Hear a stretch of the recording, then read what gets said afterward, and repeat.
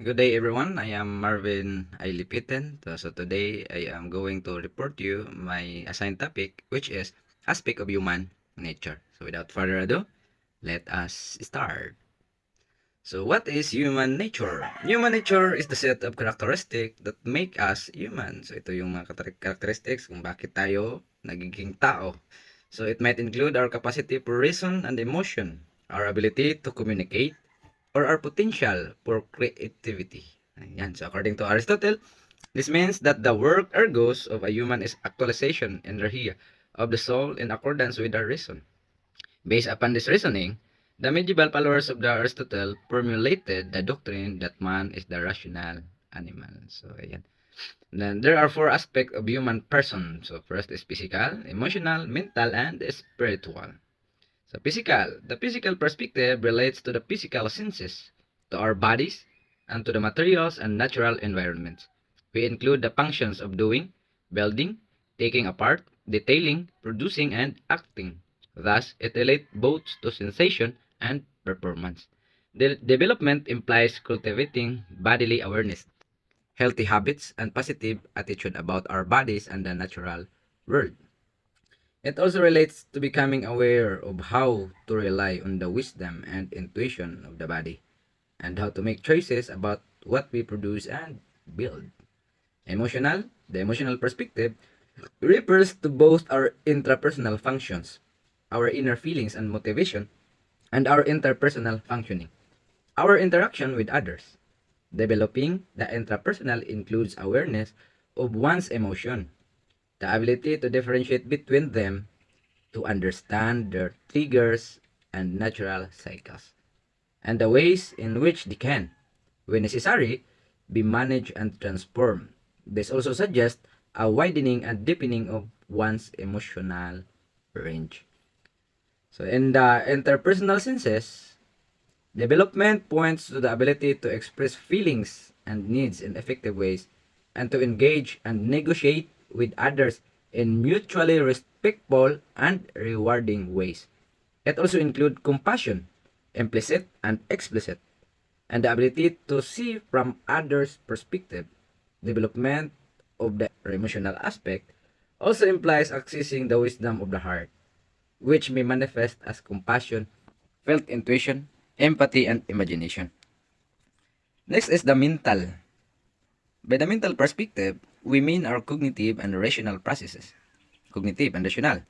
Development of the mental capacity includes envisioning, planning, and valuing.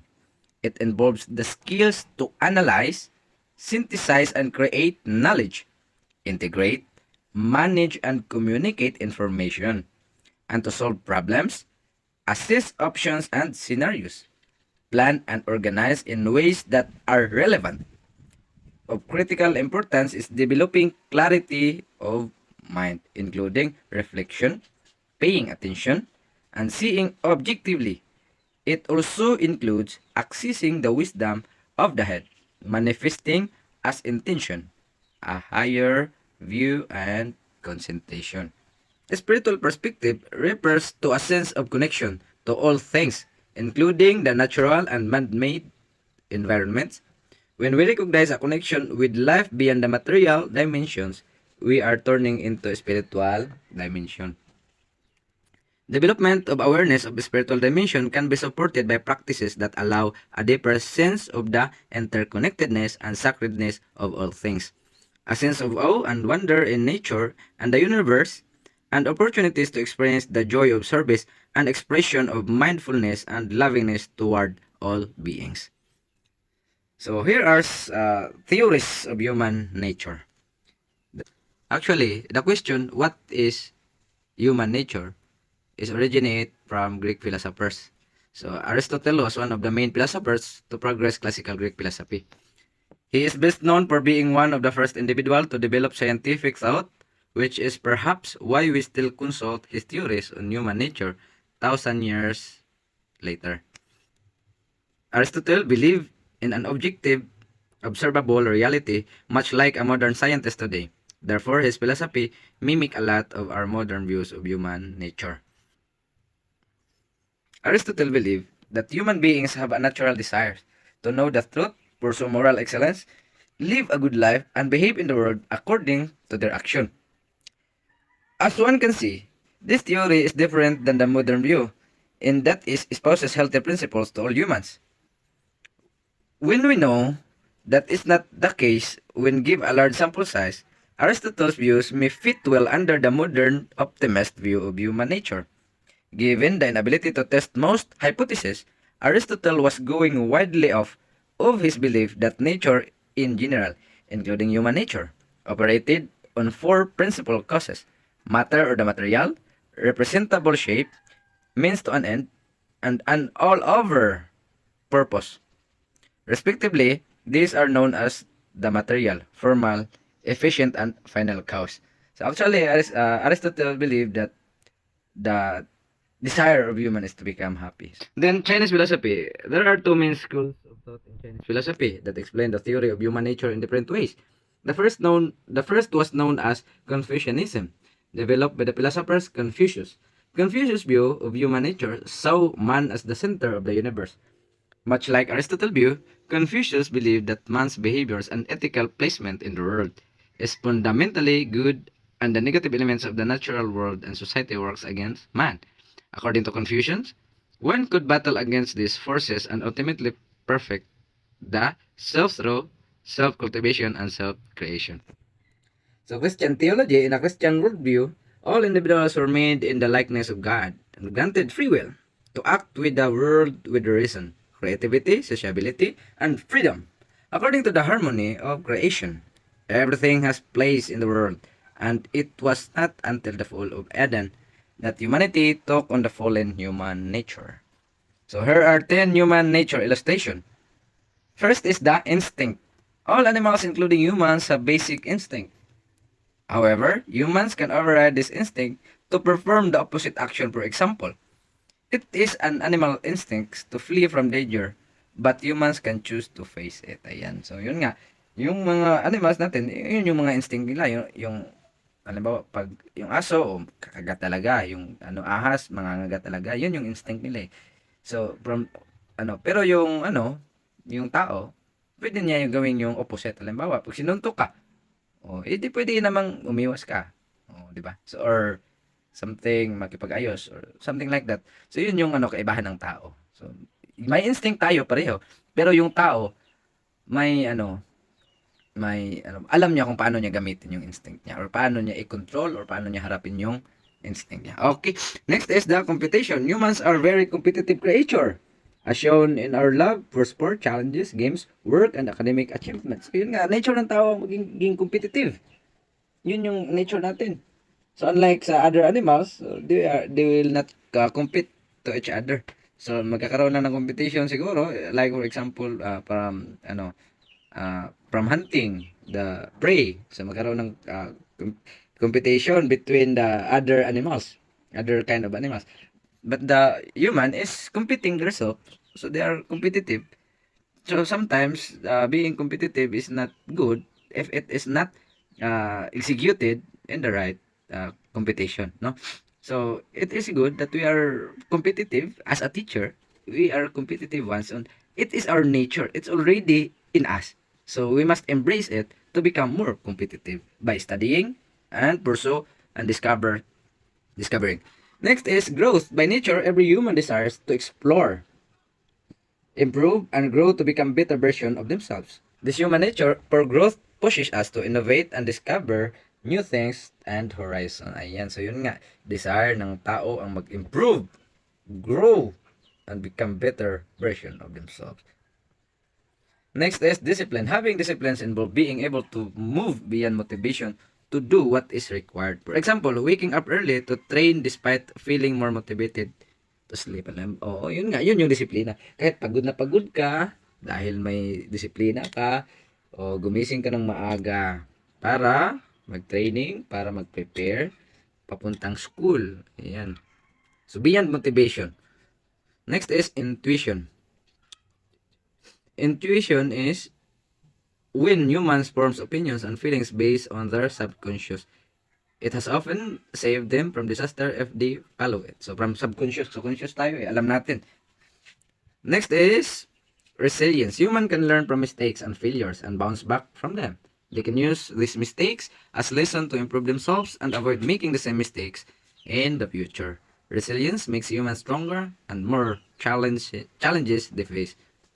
Resilience makes humans stronger the more challenges they face. So yun nga, resilience, kahit nadapa ka, kahit nagkamali ka, kahit nabagsak ka, bumangon ka para mas magiging matatag ka. Yun yung resilience.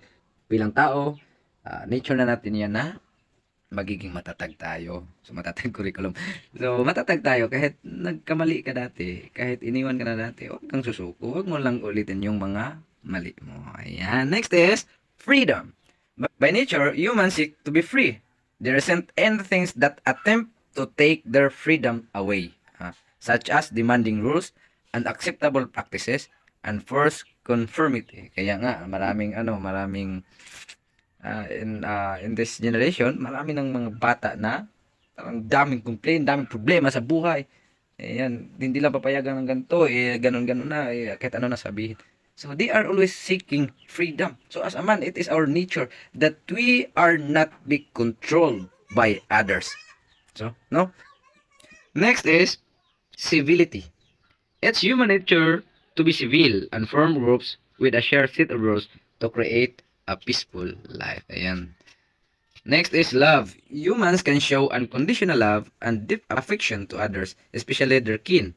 By nature, they offer compassionate care for others, sometimes even to strangers. Yes, it is really true. Even in strangers, we showed care. So, dahil yun yung nature natin. Yun nga, may na basa ako dati na isang parang story. So, may isang ahas na nasusunog na sa nasusunog. Tapos yung lalaki, isi-save niya yung ahas. Ang ginawa niya, dahil nga masusunog na, kinuha niya yung ahas. So, tapos kinagat siya. Ayan, kinagat siya. Pagkatapos, kumuha siya ng kahoy. Tapos na-save niya. In short, na-save niya yung ahas. Then while his friend watching from far. So, tinanong siya, bakit mo sinave yung ahas na kahit kinagat ka na? His answer is very simple. It is a nature of the snake to bite. And as a man, it is my nature to help. So that's we will not change our nature depending on what others do for us. Yun yung point doon. Then that's why as a human being, we are embodied and we always feel the affection, especially to our kin. So that's the nature of man. Nature talaga ng tao. Kaya nga natural lang yan. Ayan, nature. Next is social comparison and social status. Ayan, social comparison and social status. People tend to compare themselves with others in terms of social status and achievements. The rise of social media has made this blatant and in some cases has caused an increase in mental health issue. Ayan nga, mag-compare. Ayan. So, yung ex mo, binigay ka na nito, tapos ngayon, hindi na binigay sa'yo ng ganyan.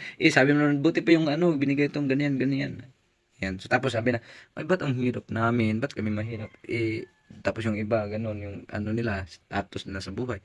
So, there's a comparison, no? So, it is a nature of man that we compare ourselves to others, our situation to others, our feeling to others, and our experience to others. So that it is our nature, and somehow we complain a lot.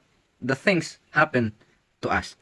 So that's the social comparison and social status, and in fact, that the social media are experience or there's a big impact of this comparison and social status. So somehow the others got the mental health issues for them that they compare themselves to others. That's the result. Next is the human good or bad? So yung tao, good ba talaga or bad? So based on your experience or based on your opinion, ang tao ba talaga ay masama or mabuti? So pag we are born, are we already a bad or we are born with pure heart? So here are some philosophers who say that man is good and man is bad. See, Jean, just over a century later, Jean countered that human nature is essentially good and that we could have lived peacefully and happy lives well before the development of anything like the modern state. So, si Frank naman, the inherent goodness in human nature is found in our freedom and responsibility to seek meaning even in the face of adversity. This can be linked to the sailors' innate desire to find their way, to survive, and to reach their destination. So, yun yung sabi ni Frank. Next is si Hobbes. In his famous 1651 work, Leviathan, Hobbes argues that people are inherently weak and selfish. And he puts forth his ideas for the social contract and laws required by society of evil creatures. So, yun yung perception ni Hobbes. Then yun yung ano niya ng uh, society of evil creatures. Then si Immanuel Kant. Kant believed that human beings are naturally have a tendency to be evil.